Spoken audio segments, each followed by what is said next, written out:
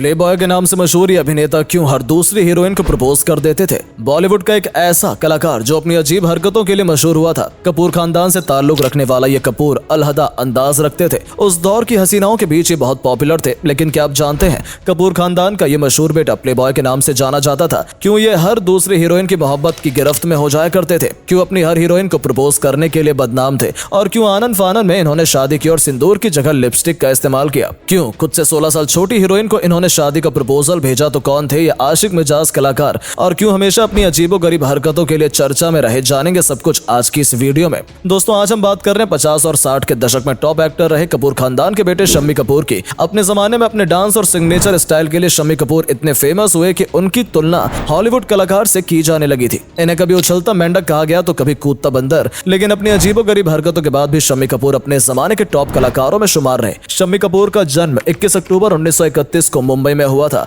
महान फिल्म अभिनेता और थिएटर कलाकार पृथ्वीराज कपूर उनके पिता थे। शम्मी कपूर का नाम शमशेर राज कपूर रखा गया, लेकिन प्यार के नाम से ये फेमस भी हुए। घर में फिल्मी माहौल के चलते बचपन से ही शम्मी का झुकाव फिल्मों की तरफ था और चाइल्ड आर्टिस्ट के तौर पर भी उन्होंने कुछ फिल्मों में काम किया था। शम्मी कपूर एरोनॉटिकल इंजीनियर बनना चाहते थे, लेकिन मोटी मोटी किताबें देखकर इनका रुझान किताबों से हटकर फिल्मों की तरफ हो गया। इन्होंने अपने पिता का पृथ्वी थिएटर ज्वाइन कर लिया और अपने बड़े भाई राज कपूर और पिता पृथ्वीराज कपूर के नक्शे कदम पर चलने लगे। सबसे पहले कारगर फिल्म प्रोडक्शन में 1953 में शम्मी कपूर को जीवन ज्योति नाम की फिल्म ऑफर की और पिता की परमिशन मिलने के बाद उन्होंने बॉलीवुड में पहला कदम रखा। इसी साल उनकी 4 और फिल्में आई, गुल सरोवर, लैला मजनू, ठोकर और मधुबाला के साथ रेल का डिब्बा। वहीं अगले साल 1954 में उनकी 5 फिल्में शम्मा परवाना, चोर बाजार, महबूबा, एहसान और साहिल रिलीज हुई। 1955 में भी उनकी नकाब डाकू और तांगे वाला फिल्में आई। 1956 में उनकी फिल्म आई रंगीन रातें, जिसमें उन्होंने तब की मशहूर अदाकारा गीता बाली के साथ काम किया। लेकिन इतने सालों में इतनी सारी फिल्में करने के बाद भी उन्हें अलग पहचान नहीं मिल रही थी और अपने भाई राज कपूर की कॉपी करने का टैग उन्हें दिया जाने लगा। इसके बाद उन्होंने कुछ अलग हटकर करने की ठानी। उन्होंने अपना लुक बदल डाला, मूंछें हटा ली और वेस्टर्न स्टाइल के कपड़ों में दिखने लगे। उनके इस लुक ने उन्हें एक अलग पहचान दिला दी। इसी बदले अंदाज में 1957 में उनकी एक फिल्म आई तुमसा नहीं देखा, जो बॉक्स ऑफिस पर सुपरहिट साबित हुई। इसके बाद तो शम्मी कपूर डायरेक्टर्स की पसंद बन गए और साल दर साल इनकी फिल्में रिलीज होने लगी। शम्मी कपूर ने 60 साल तक फिल्म में काम किया और कई जनरेशन में कई फिल्मों का हिस्सा रहे। शम्मी कपूर की खास फिल्मों में दिल देके देखो, जंगली, बॉयफ्रेंड, दिल तेरा दीवाना, प्रोफेसर, चाइना टाउन, वल्ला क्या बात है, ब्लफ मास्टर, राजकुमार, कश्मीर की कली, जानवर, तीसरी मंजिल, बदतमीज, an evening in Paris, Brahmachari, Prince, तुमसे अच्छा कौन है, पगला, अंदाज आदि शामिल है। 1970 के बाद उन्हें लीड रोल के लिए फिल्में मिलना बंद हो गई क्योंकि उनकी तबीयत भी खराब रहने लगी थी। याहू फिल्मी गाने की शूटिंग के समय बर्फ पर फिसलते समय उनके पैरों में चोट आ गई थी। साथ ही राजकुमार फिल्म के टाइटल सॉन्ग के समय उनका पैर हाथी की गर्दन और चेन में फंस गया था, जिससे पैरों की हड्डियां टूट गई थी। इसके बाद बिस्तर पर पड़े पड़े उनका वजन काफी ज्यादा बढ़ गया था। इसके बाद उन्होंने थोड़ा ब्रेक लिया और 1980 में फिर से फिल्मों की शुरुआत की और कैरेक्टर आर्टिस्ट के तौर पर काम करने लगे, जिसमें भी उन्होंने कई अच्छी फिल्मों में काम किया जो हिट रही। शम्मी कपूर साल 2011 में अपने पड़पोते रणबीर कपूर के साथ आखिरी बार फिल्म रॉकस्टार में नजर आए थे। इसके बाद लगभग 60 साल से चला रहा उनका फिल्मी सफर रुक गया।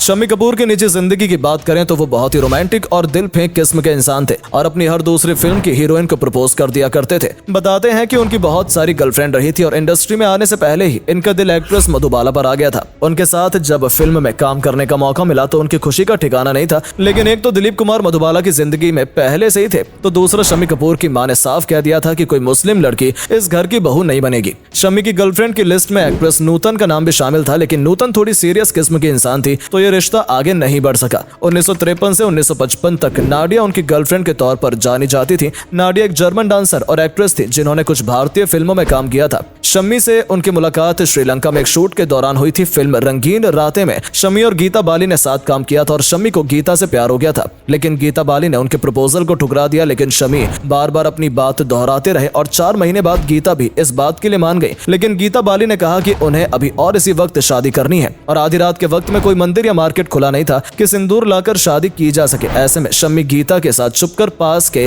मालाबार हिल के बाणगंगा मंदिर पहुंचे और सुबह 4 बजे मंदिर के खुलते ही गीता से शादी कर ली। लेकिन जब मांग भरने के लिए सिंदूर नहीं मिला तो गीता बाली के पर्स से लिपस्टिक निकालकर उसी से मांग भर दी। शम्मी की अजीबोगरीब शादी के खूब चर्चा हुई, जिसे बाद में घर वालों ने भी रजामंदी दे दी। आगे चलकर शम्मी और गीता के 2 बच्चे हुए, आदित्य राज कपूर और कंचन, लेकिन ये साथ 10 साल का ही रहा। शम्मी की प्रोफेशनल लाइफ अच्छी चल रही थी, लेकिन पर्सनल लाइफ में बड़ा हादसा हुआ। हुआ और उनकी पत्नी गीता स्मॉल बॉक्स के कारण 1965 में इस दुनिया को छोड़कर चली गई, जिसके बाद शम्मी कपूर टूट गए और कई महीनों तक न किसी शूटिंग पर जाते थे न ही फैमिली फंक्शन में। परिवार वालों ने दूसरी शादी की सलाह दी क्योंकि बच्चे भी छोटे थे, लेकिन शम्मी ने मना कर दिया। खुद को संभालकर फिर से फिल्मों में वापसी की और तब इनकी जिंदगी में आई जानी मानी एक्ट्रेस मुमताज, जो शम्मी कपूर से 16 साल छोटी थी और फिल्म ब्रह्मचारी में उनके साथ काम कर रही थी। शम्मी का दिल उन पर आ गया और उन्होंने मुमताज को प्रपोज कर दिया और दोनों डेट भी करने लगे। उस समय मुमताज न्यू कमर थी और स्ट्रगल कर रही थी, लेकिन जब शादी के लिए शम्मी ने शर्त रखी कि कपूर खानदान की बहू फिल्म में काम नहीं करेगी और उन्हें फिल्मी करियर छोड़ना पड़ेगा, तो मुमताज को यह बात बहुत बुरी लगी और उन्होंने शम्मी से शादी से इनकार कर दिया। मुमताज इंडस्ट्री में अपनी जगह बनाना चाहती थी और ऐसी किसी शादी में बंधकर काम को छोड़ने के लिए तैयार नहीं थी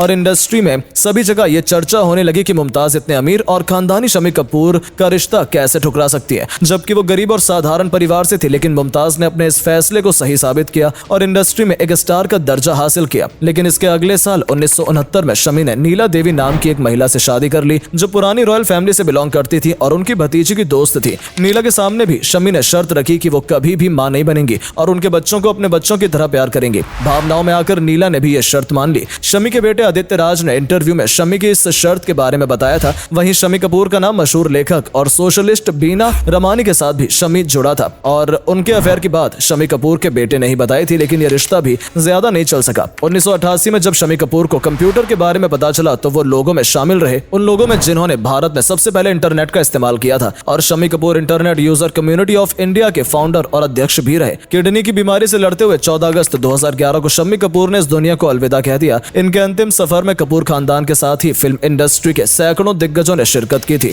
और उन्हें श्रद्धांजलि दी। शम्मी कपूर के नटखट और चुलबुले अंदाज को हमेशा ही इंडस्ट्री में याद किया जाएगा।